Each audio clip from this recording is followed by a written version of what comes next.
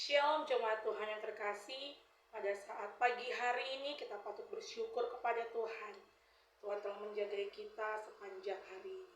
Sebelum kita beraktivitas pada pagi hari ini, sepanjang hari ini, mari kita sama-sama merenungkan kebenaran firman Tuhan. Mari kita sama-sama berdoa. Kami mengucap syukur untuk kebaikan-Mu Tuhan di dalam hidup kami. Apa yang dapat kami balas selain kami mengucap syukur kepada Tuhan. Terima kasih untuk kebaikan-Mu, kasih setia-Mu di dalam hidup kami. Terima kasih untuk sepanjang hari Tuhan telah menjaga, melindungi kami. Bahkan Tuhan telah membangunkan kami dengan tubuh yang sehat. Tidak kurang satu apapun, semua karena kemurahan kasih Tuhan. Sebentar kami akan merenungkan kebenaran firman-Mu. Mari Tuhan berkatilah kebenaran firman Tuhan yang akan kami terima, yang akan kami dengar, sehingga kami dapat membawa kemanapun kami pergi dan berada, dalam aktivitas kami, pekerjaan kami, dan apapun yang kami lakukan, biarlah semua itu memuliakan nama Tuhan. Terima kasih Bapa, terima kasih ya Tuhan. Hanya di dalam nama Tuhan Yesus, haleluya, amin. Puji Tuhan. Pada saat pagi hari ini kita mau sama-sama belajar kebenaran firman Tuhan yang terdapat di dalam Roma pasal yang ke-8 ayat yang ke-28 sampai dengan yang ke-30. Sekali lagi, Roma pasal yang ke-8 ayat yang ke-28 sampai dengan yang ke-30. Saya akan membacakan untuk kita semua. Kita tahu sekarang bahwa Allah turut bekerja. Sekali lagi, kita tahu sekarang bahwa Allah turut bekerja dalam segala sesuatu untuk mendatangkan kebaikan bagi mereka yang mengasihi Dia, yaitu bagi mereka yang terpanggil sesuai dengan rencana Allah. Sebab semua orang yang dipilihnya dari semula, mereka juga ditentukannya dari semula untuk menjadi serupa dengan gambaran anaknya, supaya anaknya itu menjadi yang sulung di antara banyak saudara. Dan mereka yang ditentukannya dari semula, mereka itu juga dipanggilnya. Dan mereka yang dipanggilnya, mereka itu juga dibenarkannya. Dan mereka yang dibenarkannya, mereka juga dimuliakannya. Puji Tuhan. Kebenaran firman Tuhan datang pada kita pada pagi hari ini. Kalau kita mau membaca perikopnya, pengharapan anak-anak Allah. Saya yakin dan percaya, saya dan saudara ada sampai pada saat ini semua karena atas kehendak dan rencana Tuhan. Pengharapan kita kepada Tuhan senantiasa pasti kita ucapkan lewat doa kita, lewat persekutuan kita kepada Tuhan. Tetapi apa sih yang menjadi kekuatan di dalam setiap kehidupan saya dan saudara ketika kita memiliki harapan-harapan kepada Tuhan? Pastinya banyak hal yang kita harapkan di dalam setiap kehidupan kita.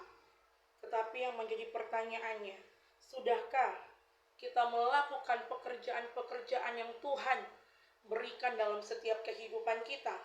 Sudahkah kita mematuhi setiap perintah-perintah apa yang sudah Tuhan kerjakan dalam setiap kehidupan kita? Di sini dikatakan kita masuk di dalam rencana-rencananya Allah. Kita dipanggil, kita dipilih, saya dan saudara. Ada maksud dan tujuan Tuhan di dalam setiap kehidupan kita. Ada maksud rencana Tuhan yang sudah Tuhan rencanakan dalam kehidupan kita. Mungkin ada yang bertanya, mengapa setiap rencana-rencana yang saya buat selalu saja tidak berhasil? Atau mungkin kita sudah lama berdoa kepada Tuhan, tetapi tidak ada jawaban sama sekali. Saya mau katakan, pernahkah kita merenungkan segala sesuatu yang kita perbuat, mungkin tidak sengaja maupun yang sengaja, yang menyakiti hati Tuhan, yang tidak sesuai dengan aturan-aturan firman Tuhan, yang tidak sesuai dengan kebenaran firman Tuhan, sehingga doa-doa kita mungkin, harapan-harapan kita yang kita naikkan kepada Tuhan, Tuhan tidak memberikan jawaban sama sekali. Di sini di dalam ayat ke-28a, segala sesuatu untuk mendatangkan kebaikan. Kebaikan di sini adalah sesuatu yang menjadikan diri saya dan saudara lebih semakin menyerupai Kristus. Artinya apa? kebaikan yang diberitakan oleh kebenaran firman Tuhan di ayat 28a ini bukan tentang kebaikan apa yang sudah kita kerjakan di dalam dunia ini. Tetapi yang dimaksudkan adalah kita menjadikan diri saya, diri kita, dari Bapak Ibu Saudara lebih semakin menyerupai Kristus. Artinya apa? Artinya ketika kita ingin menyerupai Tuhan, ingin sesuai dengan apa yang Tuhan kerjakan, artinya kita melakukan sesuatu apa yang dikehendaki Tuhan, apa yang dikerjakan Tuhan, apa yang diperintahkan Tuhan, bukan malah sebaliknya. Pernahkah kita merenungkan segala sesuatu yang kita kerjakan? Beberapa hari ini saya melihat di sosial media, kadangkala kita ini lebih menyibukkan diri sesuatu hal-hal yang diperlihatkan di muka umum, baik itu dalam pekerjaan, terutama pelayanan kita.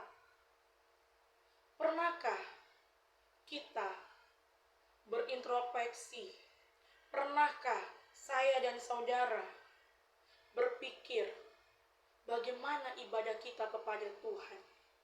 Apakah ibadah itu hanya sekedar ibadah wadah atau ibadah umum hari Minggu, kita datang, kita memberikan persembahan, lalu kita memuji memuliakan nama Tuhan, kita mendengarkan firman Tuhan, kita mencatat, lalu kita pulang, lalu kita kembali lagi ke gereja di jam-jam ibadah-ibadah yang sudah ditentukan. Bukan hanya itu, tetapi yang lebih utama bagaimana ibadah kita kepada Tuhan pribadi kita. Saya pernah mendapatkan satu kata-kata.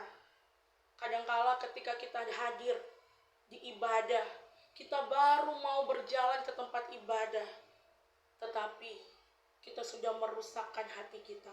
Dengan apa? Dengan ucapan kita, dengan perkataan kita, dengan mata kita mungkin, dengan telinga kita yang mendengar hal-hal yang sebenarnya kita tidak patut untuk mendengar, mengucapkan sesuatu yang sebenarnya kita tidak pantas mengucapkan, dan itu merusak ibadah kita.